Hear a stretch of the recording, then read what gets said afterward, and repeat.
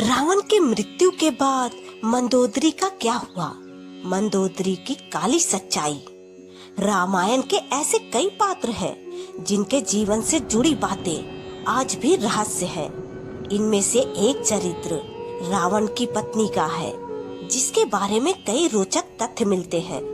आइए जाने रावण की मृत्यु के बाद के उनके जीवन के बारे में। हिंदू महाकाव्य रामायण के अनुसार लंका के राजा रावण की रानी के रूप में मंदोदरी को वर्णित किया जाता है। रामायण में उन्हें सुंदर, पवित्र और पतिव्रता स्त्री के रूप में दिखाया गया है। उन्हें रामायण काल की सबसे सुंदर पंचकन्याओं के रूप में जाना जाता है और मान्यता है कि उनके नाम से कई बाधाएं दूर होती हैं। आइए जानें रावण की मृत्यु के बाद मंदोदरी के जीवन के बारे में कुछ प्रचलित कथाओं के बारे में। रावण की मृत्यु के बाद पटरानी मंदोदरी ने क्यों किया देवर विभीषण से शादी का फैसला? रावण की मृत्यु के बाद उसकी पटरानी मंदोदरी सती होना चाहती थी, लेकिन राम ने उसे ऐसा करने से रोक दिया।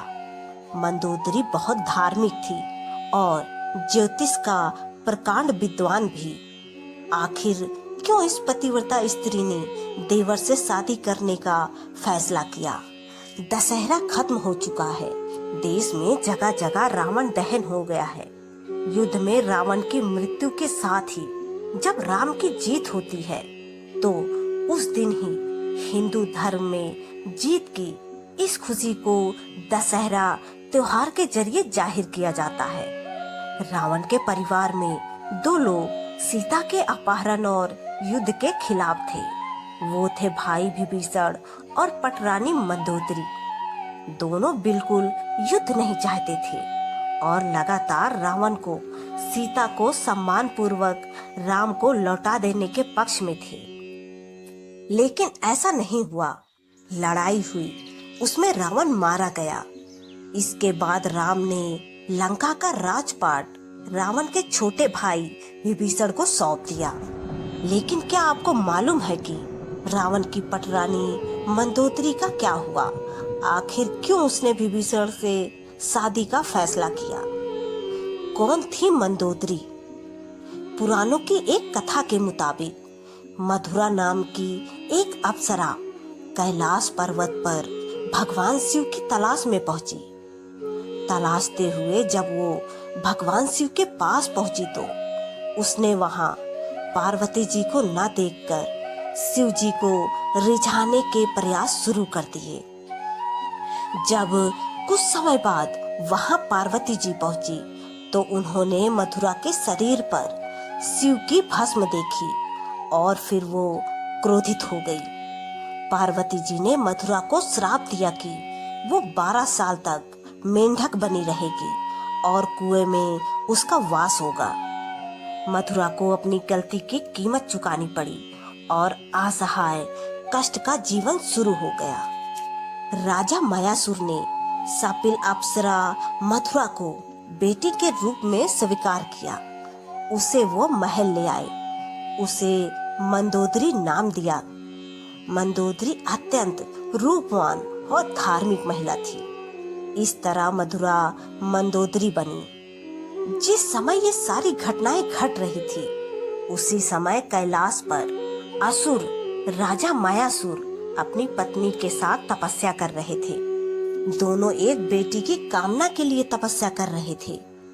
12 वर्षों तक दोनों तप करते रहे। इधर मथुरा के श्राप का जब अंत हुआ, तो वे कुएं में ही रोने लगी।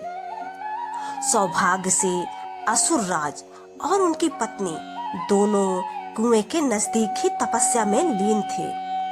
जब उन्होंने रोने की आवाज सुनी, तो कुएं के पास गए। वहां उन्हें मथुरा दिखी, जिसने पूरी कहानी सुनाई।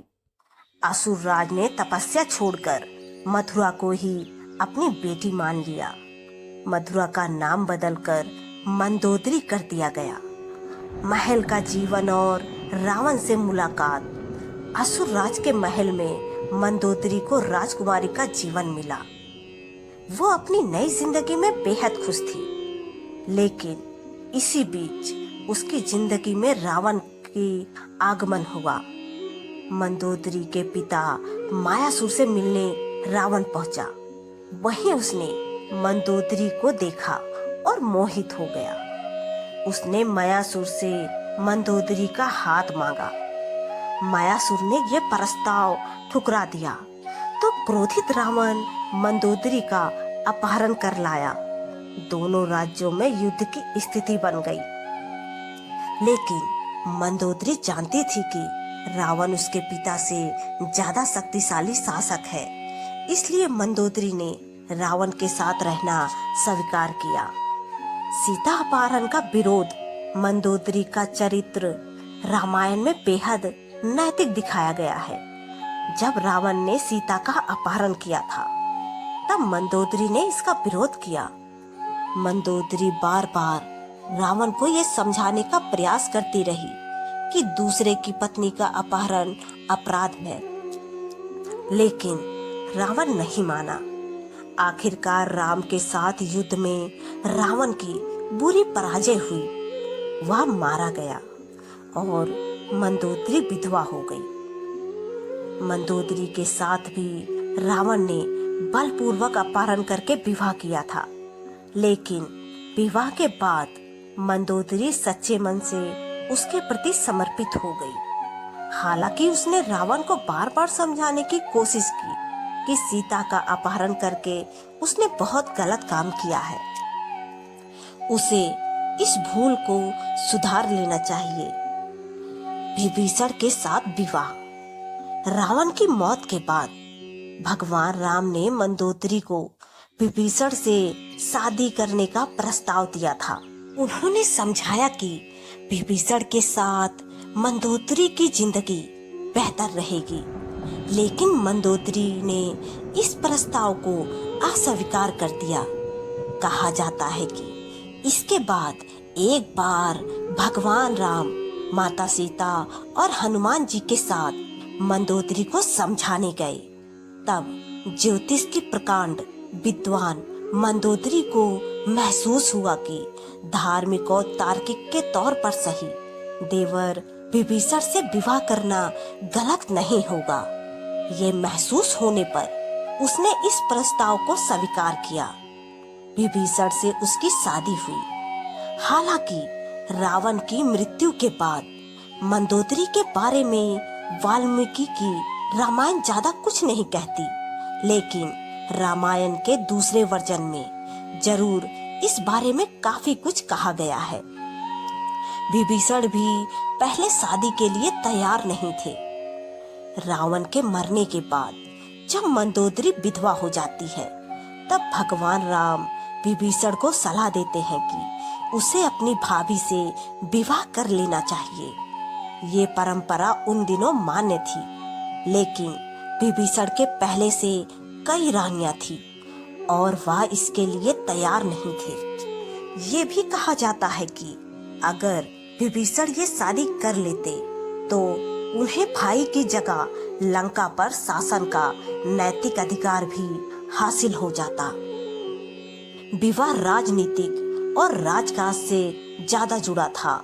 हालांकि ये भी कहा जाता है कि ये विवाह शारीरिक तौर पर पति पत्नी के तौर पर एक दूसरे के साथ यौन संबंधों की बजाय विशुद्ध राजकाज से जुड़ा था, क्योंकि मंदोदरी भी चाहती थी कि उसके पति के निधन के बाद लंका में स्थायित्व और समृद्धि रहे। वह श्री राम से शत्रुता की बजाय मित्रता चाहती थी। रावण की मृत्यु के लिए उसने श्री राम को कभी जिम्मेदार भी नहीं ठहराया। एक वजह यह भी बताई जाती है कि रावण के निधन के बाद मंदोदरी भी उसकी चिता के साथ सती होने जा रही थी, लेकिन श्री राम ने उसे रोक लिया। इसके बाद मंदोदरी के पास देवर से विवाह करने के अलावा कोई विकल्प नहीं बचा था। रावण ने मंदोदरी को वचन दिया था कि हमेशा केवल मंदोदरी ही उसकी पत्नी और लंका की रानी होगी। विवाह के बाद मंदोदरी को उपहार के रूप में मायासुर ने रावण को सोने की लंका दी थी। एक कहानी यह भी है कि रावण की मृत्यु एक विशेष बाण से हुई थी और इस बाण की सूचना मंदोदरी ने ही हनुमान को दी थी।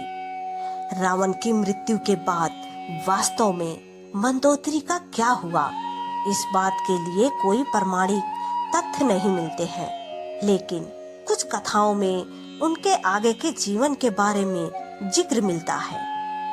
दोस्तों, आपको ये जानकारी कैसी लगी? कृपया कमेंट करके जरूर बताएं। वीडियो पसंद आया हो तो लाइक करें और ऐसी ही और भी बहुत सारी कहानियों को सुनने के लिए चैनल को सब्सक्राइब जरूर करें। धन्यवाद। जय श्री राम।